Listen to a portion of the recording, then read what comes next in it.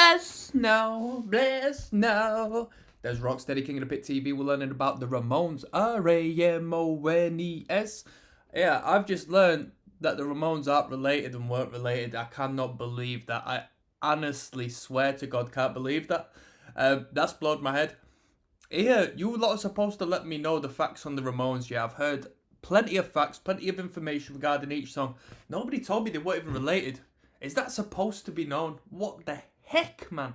So, let's move on. We're going to have a look at the history surrounding their first record. We have listened to their first record. It was a very, very, very good experience. We've got all the videos on this channel. We reacted to them bit by bit. Let's have a little dig, shall we? Spearheading punk, 1976 to 1977. The Ramones recorded their debut album, Ramones, in February 1976. Of the 14 songs on the album, the longest, I Don't Want to Go Down to the Basement, barely surpassed 2.5 minutes. Jeez. In and out. While the songwriting credits were shared by the entire band, and each member did contribute some writing, much of the writing was done by D.D.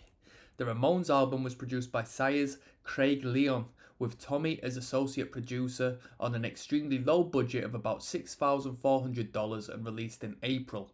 The now iconic front cover photograph of the band was taken by Roberta Bailey, a photographer for Punk magazine.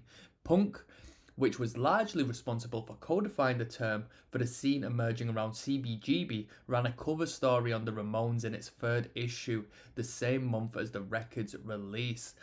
Yeah, we got to put some respect on Punk magazine. Did Punk magazine come before the Ramones?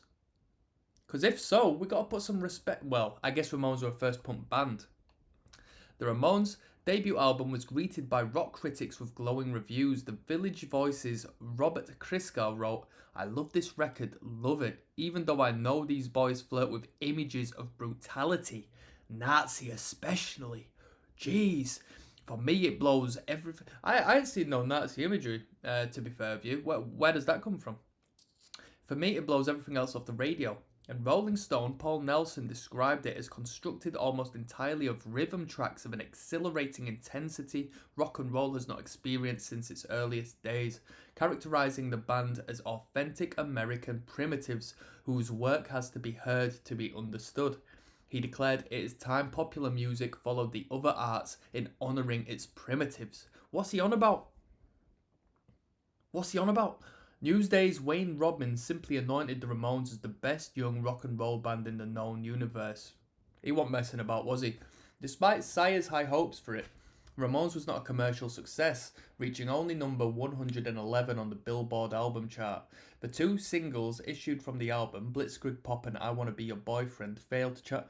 I wanna be your boyfriend, oh ho ho. I don't even think that oh ho ho bit was in the song, but I always played my own melody to that one. At the band's first major performance outside of New York, a June date in Youngstown, Ohio, members of Cleveland punk legends Frankenstein, aka the Dead Boys, Sonic Producer, were present and struck up a friendship with the band. It was not until they made a brief tour of England that they began to see the fruits of their labour. A performance at the Roundhouse in London. I've been to the Roundhouse. Didn't know the Roundhouse had been knocking around that time. Bruh, I saw the Mouldy Peaches not so long back at the Roundhouse. And in my high school years, I used to really enjoy an Opeth live recording from the Roundhouse. The Roundhouse Tapes, it was called. Not a bad venue. On July 4th, 1976, second bill to the Flaming Groovies, organised by Linda Osteen, was a resounding success. T-Rex leader Mark Bolan was in attendance at the Roundhouse show and was invited on stage. Their Roundhouse appearance and a club date the following night, where the band met members of the Sex Pistols and the Clash, helped galvanise the burgeoning UK punk rock scene. Imagine that, the Pistols, the Clash and the Ramones just chilling out in 1976 in London. That's hard, that. The Flaming Groovies / Ramones double bill was successfully reprised at the Roxy Theatre in Los Angeles the following month, fueling the punk scene there as well. The Ramones were becoming an increasingly popular live act. A Toronto performance in September energized yet another growing punk scene. Okay, and then we're going to the next two albums, which we're not going to delve into because we're going to have a look at the factoids in regards to their self-titled album. Man, we got a lot of we got a lot of information here. All right, so hold on tight. Ramones is the debut studio album by American punk rock band Ramones, released on April 23rd. Okay, we don't need to do this. We need to look at the important stuff. The album cover, photographed by Punk Magazine's Roberta Bailey, features the four members leaning against a brick wall in New York City. The record company paid only $125 for the front photo, which has since become one of the most imitated album covers of all time. Has it really? I've not really seen too many people imitate it. I've seen like a Simpsons rip and all that, but as far as like proper bands, the back cover depicts a. All right, we might get into the Nazi imagery here that was referenced potentially.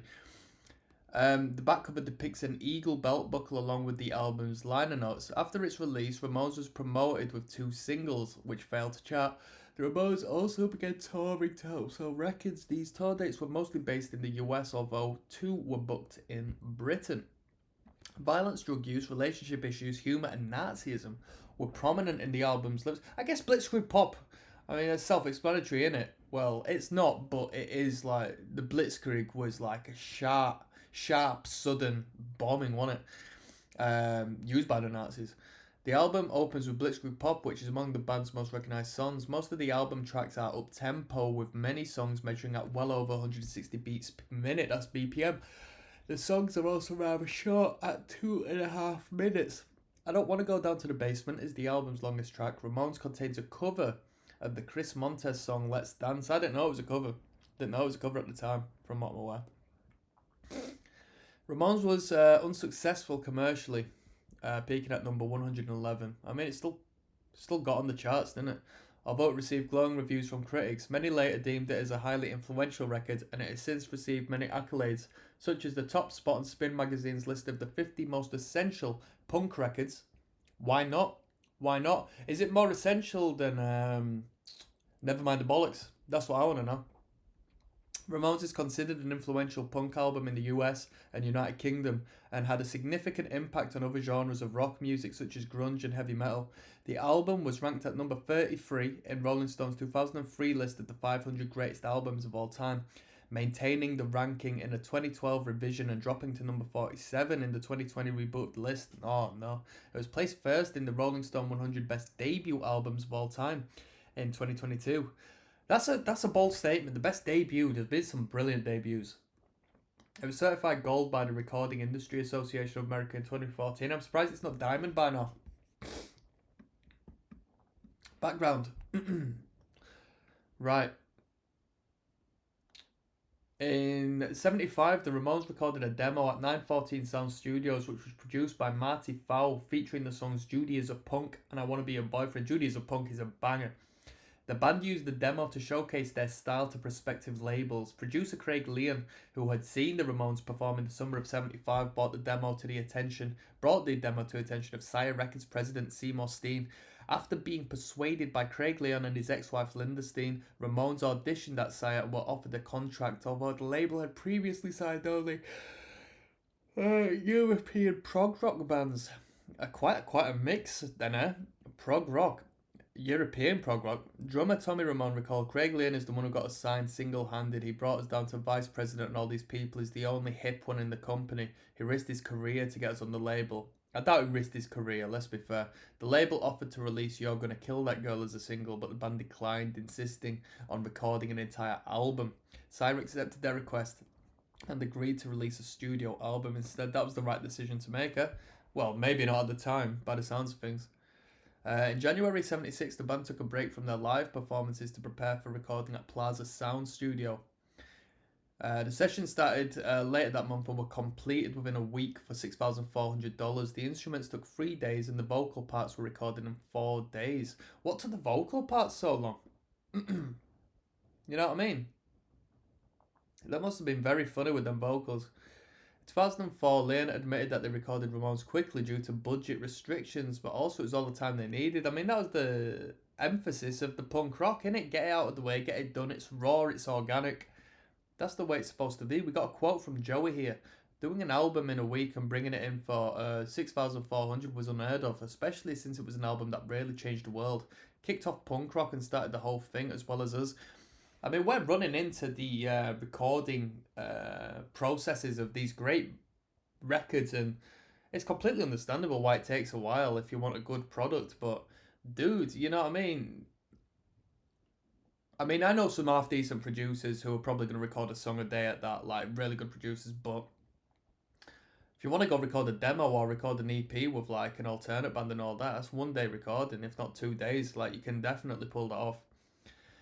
Maybe not a full LP potentially, but you can do a full LP in 3 days with a decent sound. The band applied microphone placement techniques similar to those which orchestras use. The recording process was a deliberate exaggeration of the techniques used in the Beatles in the early 1960s with a 4-track representation of the devices. The guitars can be heard separately on the stereo channels, electric bass on the left, rhythm guitar on the right. Drums and vocals are mixed in the middle of the stereo mix. The mixing of the production also used more modern techniques such as overdubbing, a technique used by studios to add a supplementary recorded sound to the material. The band also used the technique used as doubling, where the vocal line is sung twice. I wonder if that's on the entire record, doubling the vocal. Recording for the album was expanded by Mickey Lee, Joey's brother, and Leon with percussion effects, which went unmentioned in the liner notes to the album's release. Author Nicholas Rom said that the production's quality sounded like the ultimate do-it-yourself, amateur, reckless ethic that is associated with punk, yes, no doubt, but concluded that they approached the recording process with a high degree of preparedness and professionalism. Yeah, I'll tell you what, people, if you ever want to go to a studio and record some music, if you really want to please the sound engineer or the producer, go in there knowing what you want to do and go in there and execute it well. You know what I mean? There's nothing wrong with re-recording stuff over and over if you can't clock it there and then, but you know, so many artists and bands go in there completely clueless that when you go there actually prepared, not only do you get a better product, not only do you save money, but you build a great relationship with those who are recording with you. Lyrics and composition. The songs on Ramones address several lyrical themes including violence, male prostitution, drug use, and Nazism. While the moods displayed in the album were often dark, Johnny said that when writing the lyrics they were not trying to be offensive. Many songs from the album have backing vocals from different guests. Lee sang backing vocals on Judy is a Punk, I Wanna Be a Boyfriend, and in the bridge of Blitzkrieg Pop. Tommy sang backing vocals on I Don't Wanna Walk Around With You, Judy is a Punk, and during the bridge of Chainsaw. The album's engineer, Rob Freeman, sang backing vocals on the final refrain of I Wanna Be Your Boyfriend.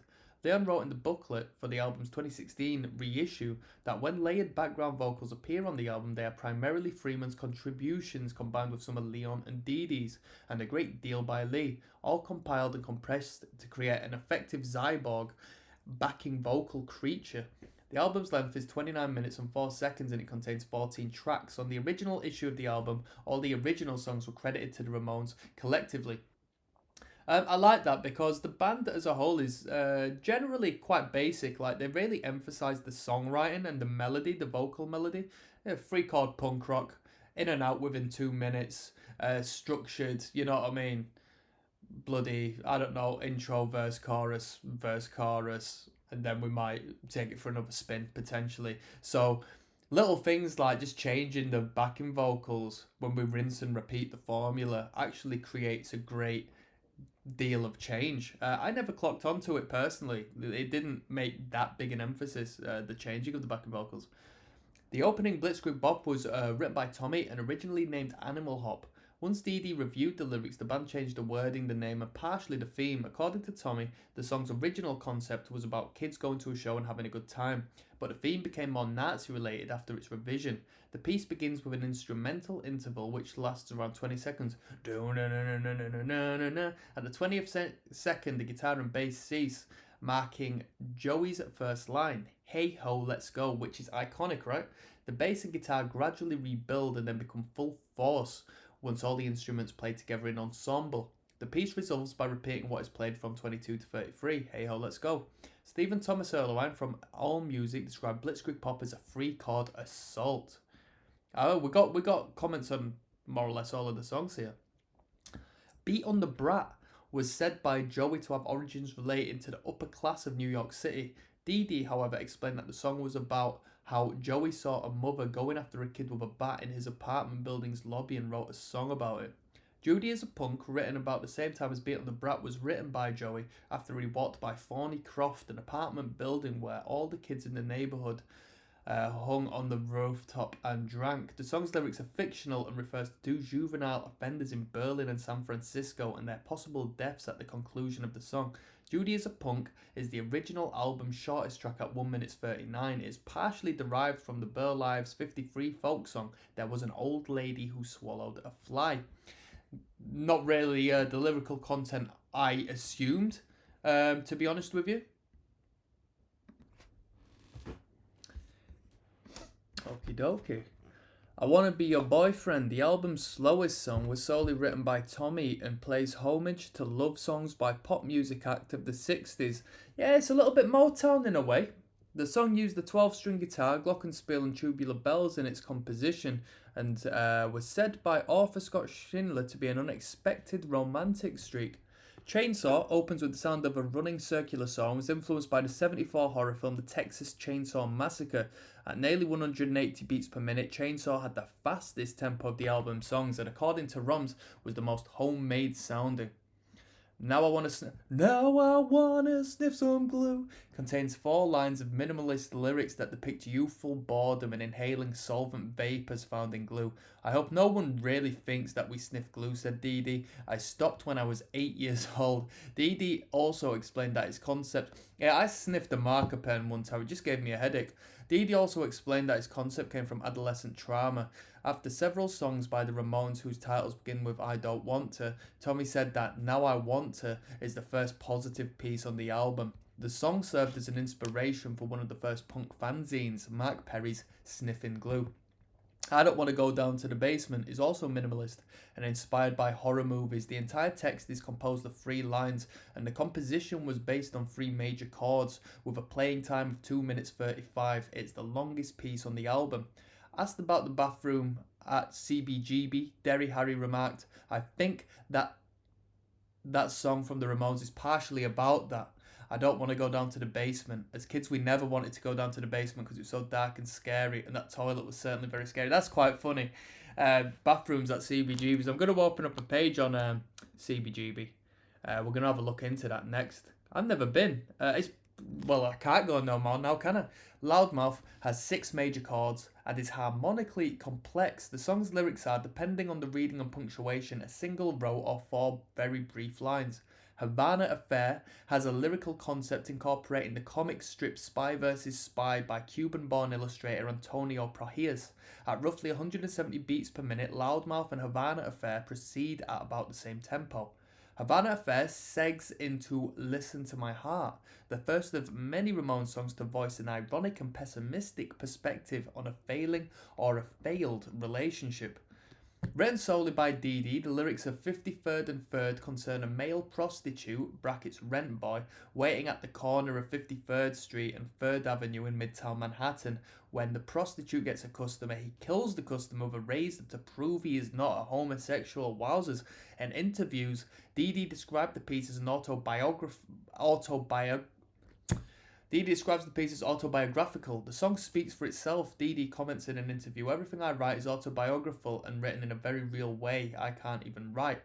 According to Danny Fields, Johnny would never admit to know that 53rd and 3rd was about Dee Dee turning tricks. The half-sung and half-shouted bridge in 53rd and 3rd are performed by Dee Dee, whose voice is described by author Cyrus Patel as what breaks the deliberate oral monotony of the song and emphasises the violence of the lyric.